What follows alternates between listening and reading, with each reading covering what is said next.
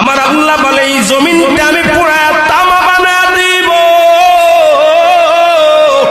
এই জমিনের মধ্যে যত পানি আছে পানিগুলো আমি আল্লাহ পুরা ছাই বানায় দিব। যেদিন কিচ্ছু বলতে কিচ্ছু থাকবে না, সেদিন থাকবে শুধু আমার আল্লাহ।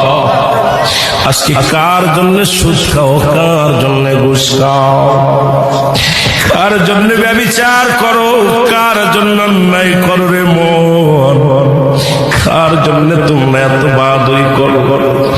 আরে আজকে একটা কথা বলতে গেলে কষ্ট হয়। এই জমিনটা আল্লাহ পুরায়া তামা বানায়া দিবে। এই জমিনের মাটিগুলো পুড়ে হবে তামা।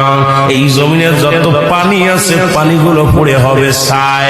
এই দুনিয়ার মধ্যে কিচ্ছু যেদিন থাকবে না, ওই তুরস্কের কত বাহাদুর, কত টাকাওয়ালা মিনিটের মধ্যে